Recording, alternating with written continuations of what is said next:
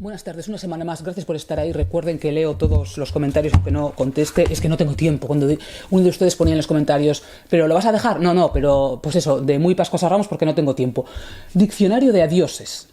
Gabriel Albiac. Voy a enseñarlo.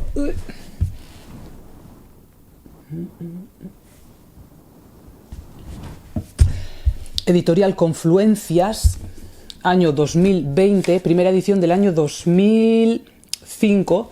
416 páginas. ¿Les gusta el siglo XX? Pues aquí en este diccionario de adioses, nuestro querido Gabriel utiliza 10 palabras para presentarnos o resumirnos lo que fue el siglo XX, siglo de violencia, estupidez y terror.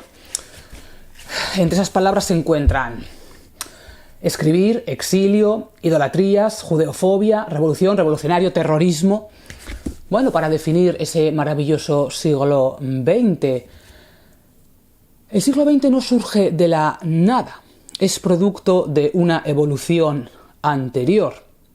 Y el siglo XX tiene como paradigma propio, como forma, como institución propia, la culminación de una institución que llamamos Estado, que hace su aparición en Europa después de las revoluciones burguesas.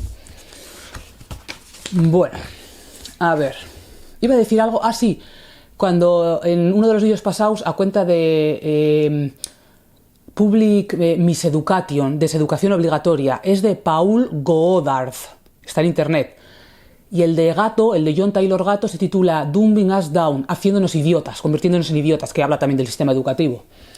Bueno, sin embargo, el hombre del siglo XIX, Valéry, no encara aún el naufragio definitivo. Su Titanic cabecea solo, terrible, apocalípticamente, si se quiere, pero cabecea, solo, en ese estilo tan típico de Albiac, ¿no? Que es casi como impresionista. Y el terror que produce en sus pasajeros se sueña aún curable.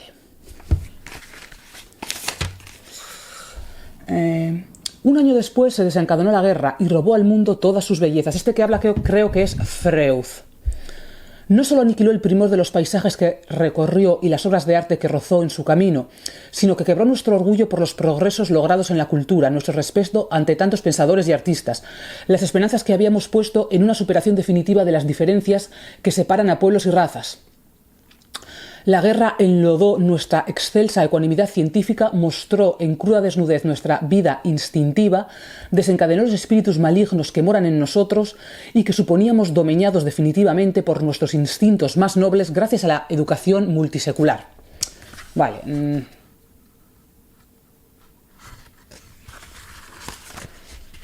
Bueno, una educación que sabemos que es mentira.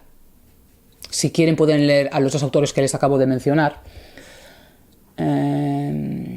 Si el sujeto, también el sujeto que narra, ¿cuál es esto? A ver, no es sino nudo transitorio de pulsiones cuya determinación causal ignora.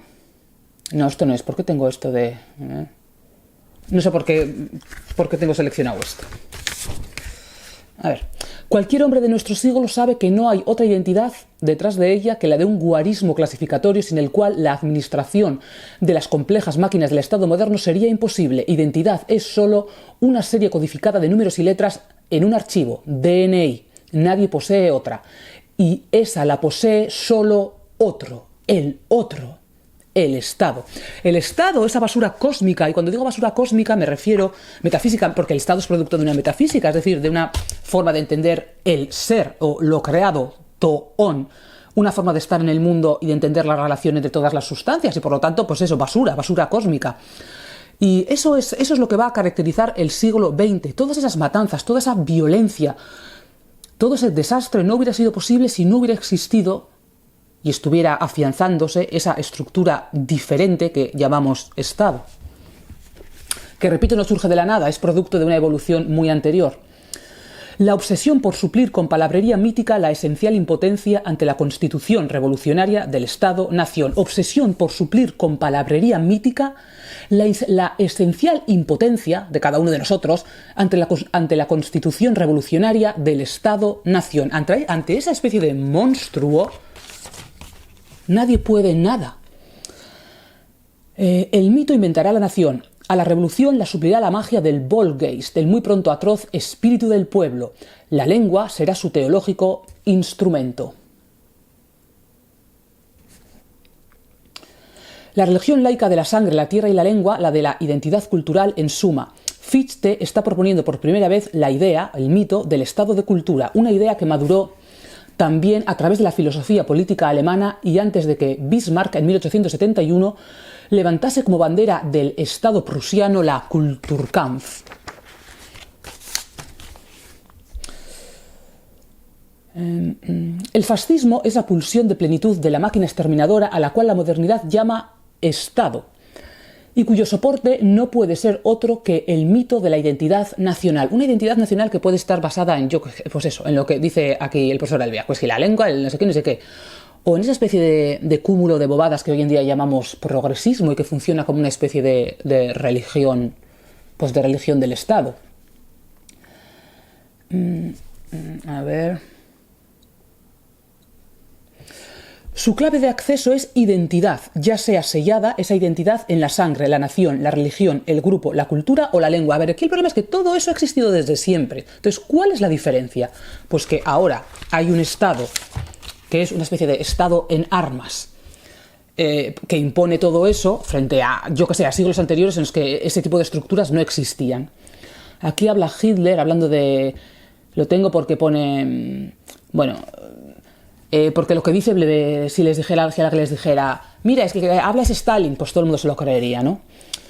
La policía y el ejército, los medios sobre los que el Estado asienta su poder, hacen que una revolución civil sea casi imposible. Esta verdad no puede ser perdida de vista, así como tampoco para el porvenir, pues disipa el sueño de una rebelión de masas. Esto lo dice Hitler. De una rebelión de masas en el Tercer Reich.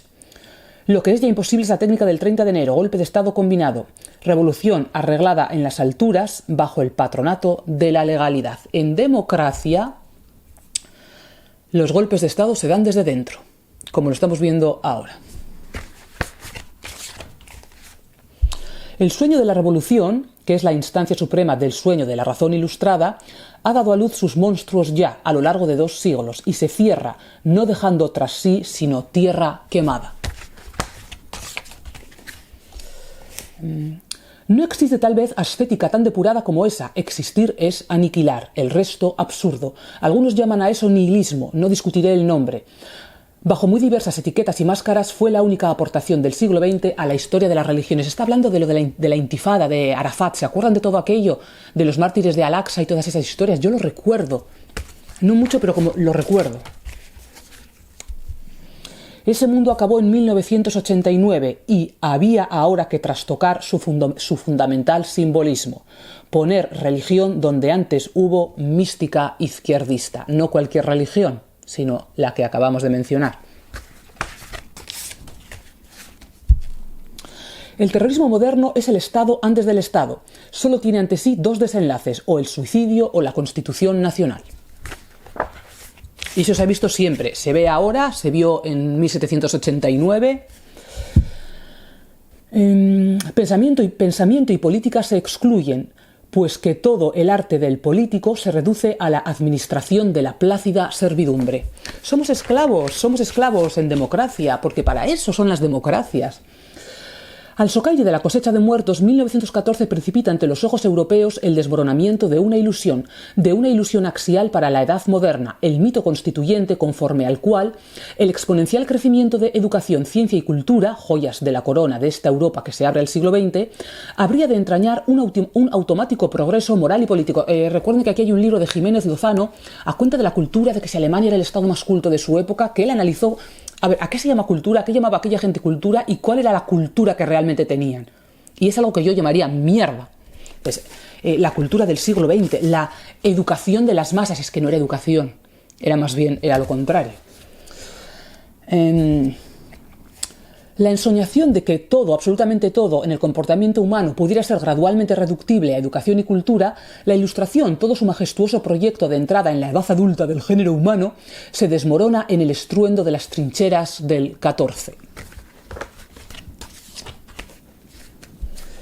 En 1830 es aún posible soñar una política refrenadora de la matanza. A partir de 1914 el Estado se acepta como máquina de guerra, que ante nada ni nadie distinto de sí debe rendir cuentas, y mucho menos ante esas hormigas que somos nosotros, los supuestos ciudadanos democráticos. ¿Qué es el enemigo? Ya lo hemos dicho, nada. Lo justificaba muy bien cómo se crea esa idea de enemigo que hace funcionar los estados modernos, salvo la nada que para ser yo destruyendo su nadería amenazante, yo invento. La función del enemigo es ser enemigo, para que a través de la coartada que en su amenaza pongo, poder inventarme una identidad. El enemigo en política es lo único indispensable, y de ahí viene todo eso de la extrema derecha. La extrema derecha, a ver, payasos, no hay ninguna extrema derecha más que vosotros. Son las mitologías de la razón, siempre las mismas, aquellas que, lejos de la devastadora llamarada que ellos creen fulgor, fantasean tres seminaristas de Tubinga, que son Hegel, Fichte y Schelling, unos Hegel seguro. Atentos al colosal, irrisorio proyecto de dotar a la revolución de una metafísica que para nada necesita. Textos tan bellos, tan inútiles, tan infantilmente precursores de la gran ceremonia de muerte. A medida que ha ido codificando su culto laico, su devoción, dice Chenier es un poeta de la época de la Revolución Francesa, la revolución ahonda en su cara más tenebrosa la experiencia mística y sacrificial, el terror. El terror fundador de la política moderna y de los estados modernos. Hubiera yo querido, sigue Chenier, cita muchísimo otros textos.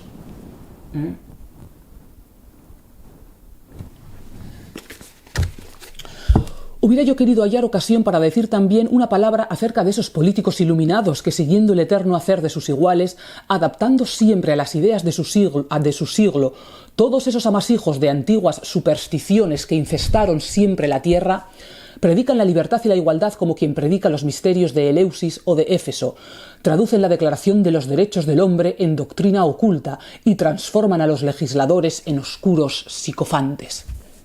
Por supuesto, Chenier, pues no sé si se suicidó o le guillotinaron. En su instante de verdad más clara, la traición del jefe revolucionario, del revolucionario profesional, es infinito. Ninguna distinción es tan odiosa como esta del chamán, del sacerdote que huye plácido del sórdido dolor al cual ha condenado a sus creyentes. Eso lo estamos viendo ahora con lo que está pasando en España. Aquí habla del texto de Malraux, el de la condición humana, que el terrorista tenía cianuro y traga el cianuro y puede evitar ser torturado, mientras que a todos sus acólitos les torturan y tal, ¿no? Y cómo todos los que creen en los partidos políticos y en todas estas historias son llevados al matadero mientras sus líderes pues viajan en avión.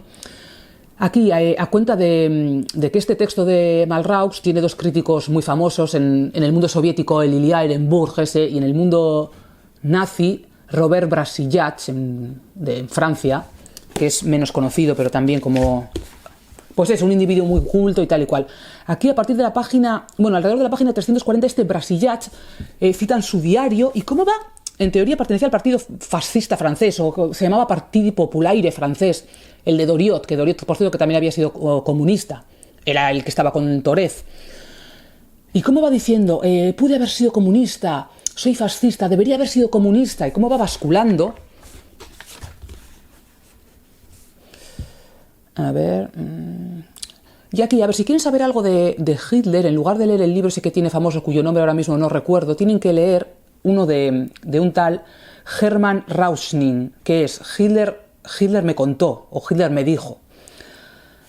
Dice Hitler, siempre he tenido en cuenta esta verdad y he dado por ello orden de aceptar inmediatamente en el partido a todos los excomunistas, los pequeñoburgueses socialdemócratas y los bonzos de los sindicatos. Jamás podrán llegar a ser verdaderos nacionalsocialistas. Los comunistas siempre. Mayor si cabe es el desconcierto de Rauschning, partidario para la Alemania nazi de una economía capitalista convencional, ante las divagaciones marxológicas de un Hitler a quien solo su delirio antisemita parece alejar de aspectos que él juzga esenciales del corpus marxista. El terror es la liturgia de la Revolución, 1794.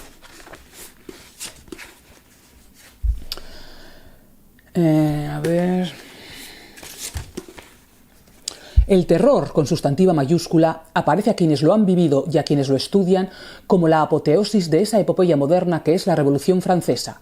Sí, pero también como su desenlace fatal. Es la industrialización de la muerte, en fin, la modernidad consumada. En la Edad Moderna, el terror es motor de la historia. La respuesta a la pregunta de si la revolución hubiera sido posible sin el terror, bueno, esto no. Aquí habla un tal Garat en 1795. Asombraremos a los siglos venideros por los horrores que entre nosotros fueron cometidos. Los asombraremos también por nuestras virtudes. Lo que será eternamente incomprensible para aquellos que no hayan observado el espíritu humano es el contraste inaudito entre nuestros principios y nuestras locuras. Con menos virtudes y mejor lógica habríamos evitado casi todos los crímenes y todos los desastres. La Revolución Francesa ha laicizado la pasión religiosa, transfiriéndola del orden eclesiástico al orden político. La fuerza desnuda viene en socorro de una razón inoperante. La violencia se convierte en un fin en sí mismo y a aquellos a los que no se puede cambiar hay que matarlos. En el frenesí escatológico de una exigencia de ortodoxia totalitaria y de pureza doctrinal, la existencia misma del otro, del diferente, es una ofensa a la verdad. El otro es el mal. Por eso son tan fanáticos todos estos que les llevas la contraria en lo más mínimo y empiezan a llamarte fascista. Conjugados en una estrategia racionalmente planificada, terror y virtud no son sino perspectivas desde las cuales dar constancia de un único sujeto político: el Estado revolucionario, el Estado burgués, el Estado moderno, el Estado democrático, en su más moralizadora severidad. El terror es la democracia, cuando democracia es aún epopeya, el momento épico de la democracia. El terror es así, esencialmente una apuesta administrativa. Es verdad, es verdad, es verdad. ¿Por qué obedecemos? ¿Por qué obedecemos? No sé ustedes, yo, pues porque tengo miedo de que me bloqueen la cuenta bancaria, de que me metan en la cárcel, de que me hagan algo. Tengo miedo del Estado, de las instituciones públicas. No son mis representantes, son mis opresores. El poder, para ejercerse sin cortapisas, sea inevitable, va llevando a unos y otros a eludir el término. Si no hay poder absoluto más que bajo la apariencia de un no poder, bajo la apariencia de la libertad, bajo la apariencia de la democracia, está el poder absoluto. El terrorismo es ciertamente la era de la sospecha, pero esa es también la definición del Estado moderno que la burguesía alumbra. Máquina de fuerza regulada, tanto física como simbólica. Máquina en guerra universal y permanente, no ya con aquello en lo cual lindan sus fronteras. Máquina ante todo en guerra inextinguible con cada uno de los sujetos a los cuales construye y regulariza como tales. Y con el conjunto armonizado de ellos. El terror es la modernidad política. La prueba de laboratorio del Estado moderno y de sus contraestados, los partidos revolucionarios de todo tipo. El Estado moderno es dictadura, en tanto que conjunto de reglas y procedimientos útiles para garantizar la estabilidad de un modo de dominación sobre la realidad y sobre los hombres específico, una dominación no de casta ni de linaje. Ese invento específico, esa esencial innovación de la sociedad burguesa. Bueno, un muy buen texto.